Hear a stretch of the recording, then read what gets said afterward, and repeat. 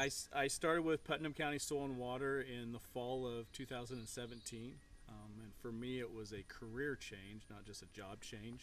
I had been in industry for 20 years, and so then all of a sudden I found myself in conservation. And so it was all brand new. And pollinators and native plantings was one of the programs that the Natural Resources Conservation Service offered as one of their programs, and so I signed up for it and got a cost share to help put it in. So that's really what started it, was being with Soil and Water and learning about the positives of what the native plantings could do and the pollinators, and I don't know, it just struck a chord with me. I grew up with grandparents that love birds, and my wife feeds the birds and just wildlife, and I love taking pictures with my phone, and flowers are part of that, and I don't know, it just kind of struck a nerve, and I just kind of followed through with it. It's approximately an acre, and Bill and I seeded it the first time in the spring of 19. So this is its fourth summer. What you saw in the pollinator, it didn't do a whole lot of hay production. It was more overgrown area that was really just bush hog and mowed every year. So I just really bordered what I was already doing and tried to do something more productive with that space that just wasn't doing anything. I think I got lucky because they always warn you, the first year it could really look like nothing, or you could be very discouraged. But I think we had a perfect spring, and it was full of flowers. It was beautiful. The mix I ordered, actually the mix came from Quail Forever, and it had annuals in it, so those bloomed the first year. The second year it was still pretty, but the annuals didn't come back, and we missed those. So last summer and this summer we've went in the spring and added annuals back to it to add with it. So it's been pretty every year. We prefer it when we plant the extra flowers. I've seen an uptick of the butterflies, finches. We've always had a few finches on the feeder, but there's times when you can. So I try to mow a path between the hay field and the pollinator, just so that we can. So I don't feel like I'm driving through the hay field if I want to drive out and look at it. But there'll be times when in the evenings, right before dusk, and you could scare up.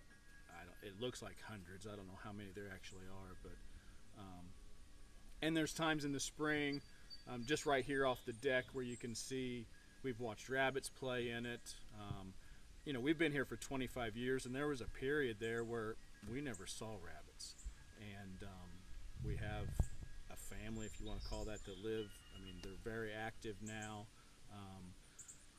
Last year we watched a mom and twin deer play in it. So that stuff's always been here, and maybe having the pollinator has brought our attention to actually watching it more. I'm not sure, the chicken and the egg, which one came first, but I guess we're just more in tune to it as well.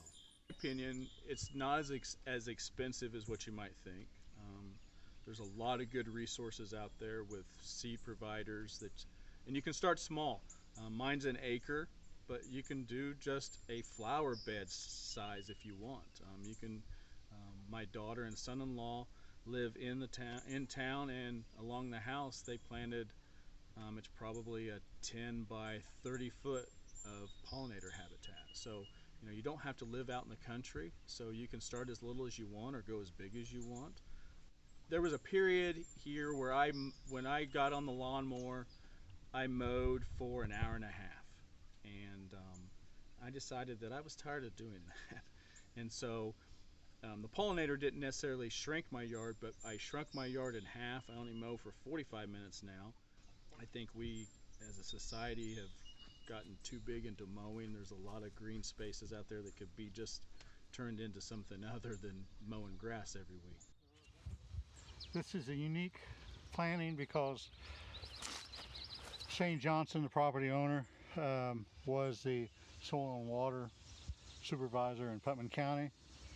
He contacted me after he left that office wanting to put a border edge around his hay field that a local farmer cut for hay. He said he'd just like to have some wildflowers. So Shane, being who he was, I brought the tractor and drill down here. He's almost my neighbor. And he hasn't run a tractor a lot, so I just showed him how the drill worked and give him a 1, 2, 3 on the tractor, and he went and planted it. And as you can see by Shane's results, he did a wonderful job, and we should be good for years to come. He does do a lot of maintenance on here to keep invasives out.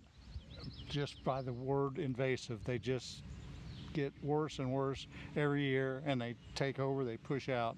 They have a different growing season, which they break dormancy earlier than our natives, so they shade a lot of it out. So if you don't take care of your natives, all you'll have is invasives. I look at it as if it makes one more butterfly or one more bee, it's great. But the truth is, it probably makes hundreds, if not thousands, of different butterflies and bees.